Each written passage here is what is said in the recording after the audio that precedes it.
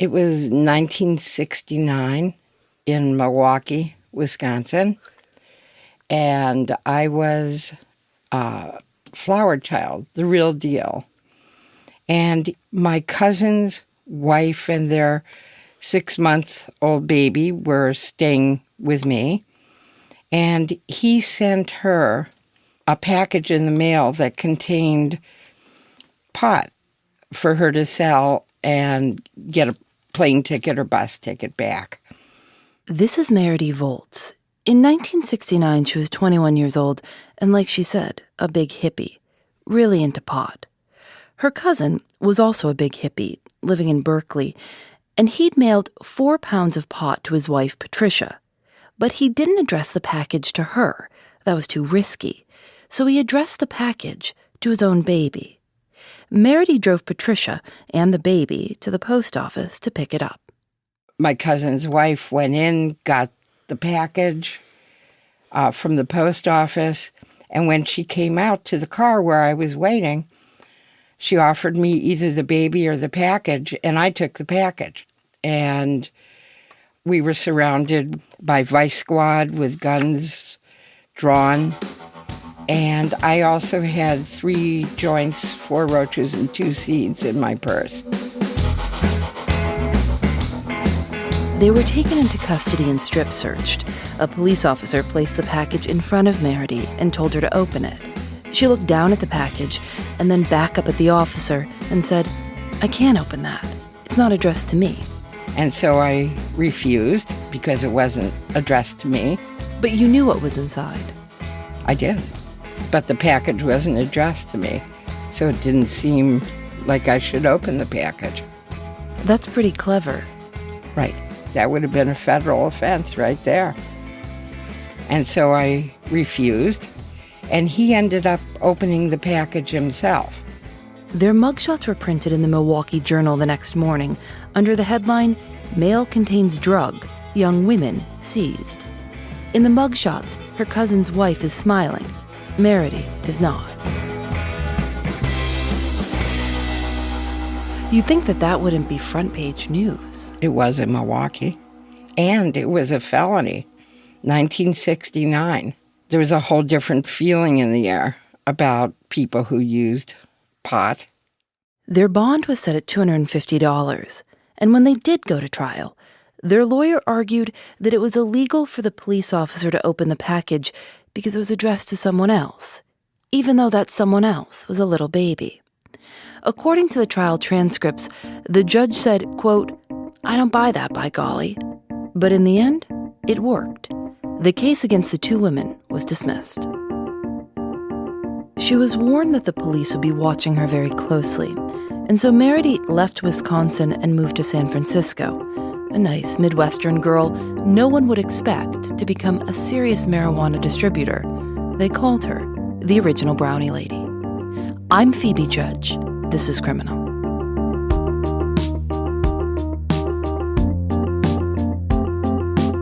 At the time that I decided to move to San Francisco, I was writing and illustrating children's books for the Rockefeller Foundation. I had a pretty good portfolio going when I met this woman named Cherie. And she had a little business on Fisherman's Wharf where she would bring coffee to the lottery in the morning. The street artists on Fisherman's Wharf at that time had a lottery in the morning for the spots where they would go and set up and sell because there wasn't enough spots for all the street artists.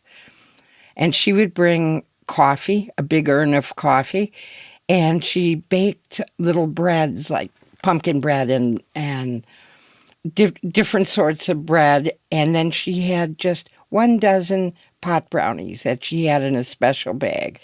And I happened that day to be working on a painting and decided to do a little bit of LSD at the time. I remember I was a full-on hippie. And she called me while tripping and said, "I want to give you my business." Now, at that time, and still, I was very much into the I Ching, which is the Chinese Book of Changes. And what that is a book is a method of throwing coins and asking questions and consulting the occult, consulting the oracle. So at the time, I recall that day being very tripped out and tossed a hexagram, and it was supreme good fortune to do it, and that was where the brownie business was born. The problem was, Meridy knew a lot about pot, but she wasn't much of a baker. And in an early attempt, she forgot a key ingredient, flour. And so we were left with a pan of just like liquid brownie. And I recall us sitting with our feet up, looking at this pan of liquid brownie and kind of licking it, taking it, just the batter and onto our fingers and just licking it up. And pretty soon we were way too high. And we realized that how to make a good brownie, the key to making a good brownie was undercooking the brownies. Why? Because you don't overcook the pot. That's in it. That's in the ghee, which is in the brownies. Ghee is clarified butter, and you cook it with the pot. You want it to get hot, but not too hot. And while Meridy was sitting there with brownie batter all over her fingers, she had a breakthrough. She'd undercook her brownies and call the business Sticky Fingers. So tell me the difference between eating pot and smoking pot. It's a real different high. Eating pot, you digest it and in your stomach, and it's just stronger. It's a different kind of high. And it's also easy to eat too much. Like, it's a little bit difficult to gauge how much is in a dose. So there were many, many stories over the years that began with, I ate the whole thing and then ... happened. Because we would recommend a quarter at a time to split it in 4. But at that time, it was kind of a crapshoot. Everyone wanted what she was selling, and she was making a lot of money. She fell in love, got married, and had a baby. They moved into a 4,000 square foot warehouse in the Mission that would become the Sticky Fingers headquarters. You were all living in there with the ovens and the pot and the business. One oven. We had one little Wedgwood oven, one little antique Wedgwood oven with 2 shelves on it, teeny shelves on it. And that's where all the brownies came from. It was pretty unbelievable. Huh. And we didn't use bud. What we did use was leaf. And so that was disposable for all the pot growers. And so we could buy it at a very small price or be given it even because they wanted to get rid of it. That's a pretty good business model. It was great. And every week we designed our own brownie bags. And we would do a pen and ink graphic on it every week. And it would be political or spiritual themes or personal themes. And people collected the bags. And so every week there was another piece of art that went out there. And when we went out to sell the brownies, we dressed in elaborate costumes and colorful outfits, and we began to photograph ourselves before we went out to sell, so that there's a photo history of what we call the brownie books, how we looked when we went out to do this. And there was a theory about not tiptoeing around and sneaking and trying to be low profile. There was something very, very safe in being extremely high profile. When did you become aware of what your mother did for a living? Probably from the moment I opened my eyes or started breathing. Meridy's daughter, Alia Volz. I was often in the stroller when my mom would go out and do her runs, and I was part of it. And the customers fawned over me and were very sweet to me, and I loved a lot of them. I can say that for me, the most charged sensory memory, I think we all have a smell, right, or a certain sound that'll take you right back to babyhood, right back to your mom's arms. And for me, if I ever smell pot cooking, especially if I happen to smell pot cooking with chocolate, it takes me right back to babyhood. They would bake on Friday mornings, thousands of brownies at a time. I think we did the math at one point, and it was approximately 2,500 brownies in a weekend, baked in about a 24-hour period and then distributed over the weekend. So upwards of 10,000 brownies a month. This is in 78 and 79 when Sticky Fingers was really going. And that was a huge process. The warehouse or whatever kitchen would be absolutely billowing with green dust. Green dust would get into everything. It would get into your ears. It would get into your nose. That's right. It had to be dried in the oven first, because if it was moist, it wouldn't break down. You couldn't turn it. The ideal was to turn it into a dust, pretty much a dust. And then that dust would be cooked, measured, and cooked into butter. And then chocolate, also in a double boiler, was melted, and then the two were merged with eggs and sugar and flour and poured into pans, and we could make 8 dozen at a time. And once those cooled, they had to be cut, and then they had to be individually wrapped. They were making enough money to support 3 families, with money left over to travel to Europe. Were there a lot of women running pot businesses in the 70s, or were you a pioneer? I think pioneer. Certainly a brownie business, an edible business. We were written up in Great Ladies of San Francisco. There was a book. And the Great Books of Hashish were my baby picture. There's a baby picture of me standing next to a pan of brownies that ran in the Great Books of Hashish. Did you ever resent it? I don't think so. No, no, because I don't think that it took anything away from me. As I got a little older, I was taught that I couldn't tell other children or other people what my parents did for a living. And that perhaps made for awkward moments in show and tell. But I always said that my parents were artists, which is true, just not the whole truth. But I was taught from a very young age that what the consequences might be if anyone found out what my parents did.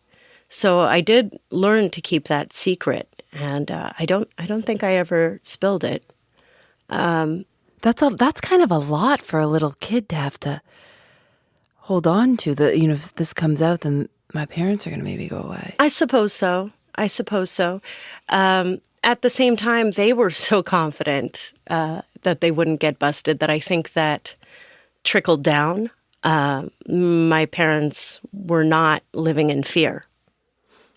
And therefore, I didn't feel threatened. I knew that I had to play by certain rules, and I understood that from a very young age. But I believed that I felt as long as I did that we would be safe. It's only in retrospect, as an adult, that I become aware of what the consequences might have been, which, of course, were very serious. I could have lost my family. It never happened, fortunately. While Meridy never got caught, the culture was changing around her. Harvey Milk was assassinated. 900 people died at Jonestown. And remember, Meridy was a woman who took very seriously that ancient Chinese text, the I Ching. When you consult the hexagrams of the I Ching, you ask a question. It's said to help you make a decision. And so even though Meridy was a huge success, really a celebrity, she began to worry. Eventually, the business, which was really rolling, it was really big. It was maxed out. It was more than we could even do. And hexagrams started to not look good. Because remember, the I Ching was the silent partner right from the beginning. and hexagrams, which were talking about misfortune, and eventually AIDS hit the city, and then everything changed. And just people, you'd see them one day, and the next day they'd have, Kaposi sarcoma on the face, and then the following week they were in the hospital, and then they were dead. And it really literally swept the city. It was a sweep. It was very, very sad. It must have been horribly sad. It was horribly sad. It was tragic. And the brownies served a different purpose at that time, because it increased appetite. It helped people sleep who were sick. It was one way of elevating the depression, incredible depression. People losing everybody, and you'd get one guy, the survivor, of a whole group. It just was terribly sad. And so it just seemed, if I look back at that time, there's a whole wash over the whole thing of sadness. And the brownies just gave a little comfort, I think. But the whole charm and art and, magic that was in the business from the beginning, with the costumes and all of it, just kind of went to maybe being a service. I mean, it was very, very different after AIDS hit the city. She shut Sticky Fingers down in 1979 and moved her family to Northern California, to an area known as the Emerald Triangle, because it's the largest marijuana-producing region in the United States. When we left the city and went up north, eventually it seemed like a good idea to come down once a month with a little batch of brownies.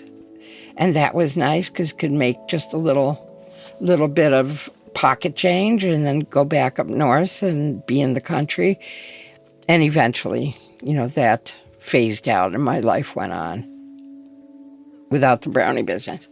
When you've seen pot become legal and you have seen over this time of something that was vilified and at the beginning of your whole career here, felony charge. And now today, pot is everywhere. I mean, there are shops and stores in San Francisco all over. It's becoming incredibly well accepted. What has it been like for you to watch this whole thing evolve? It's about time. That's what I say. It's about time that is accessible for people. That's what I have to say about that. It's really about time. It's past time, But I was glad to have had that in my life. It's certainly colorful, and I love color. What do you make of the argument that it's dangerous? Bull. I say bull to that. Yeah. It's not dangerous. No. There's so many other things, if you ask me, that are dangerous right now. And it's so small to be such a huge issue, really. Do you still smoke? I do edibles. And particularly when I paint, I don't smoke because my lungs, I'm almost 70. My lungs are not quite what they used to be. So I protect that, and occasionally do a little, if somebody has a vaporizer maybe, or when I paint, I love to do a little edible and put on my music and paint.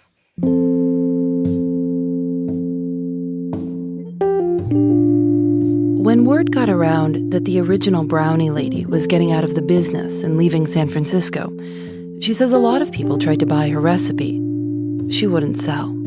Instead, she baked one last batch and printed the recipe right there on the bag for all to see.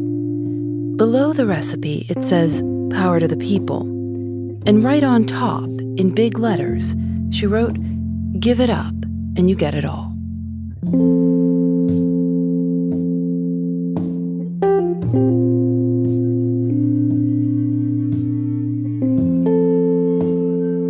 Criminal is produced by Lauren Spohr and me. Audio mixed by Rob Byers. Special thanks to Alice Wilder and Russ Henry. Julianne Alexander makes original illustrations for each episode of Criminal. You can see them at thisiscriminal.com. Criminal is recorded in the studios of North Carolina Public Radio, WUNC. We're a proud member of Radiotopia from PRX, a collective of the 14 best podcasts around. We couldn't make the show without the support of our sponsors. If you'd like to learn more about sponsoring Criminal, you can email sponsor@radiotopia.fm. And thanks to AdZerk for providing their ad-serving platform to Radiotopia. Radiotopia from PRX is supported by the Knight Foundation and MailChimp, celebrating creativity, chaos, and teamwork. I'm Phoebe Judge. This is Criminal. Radiotopia.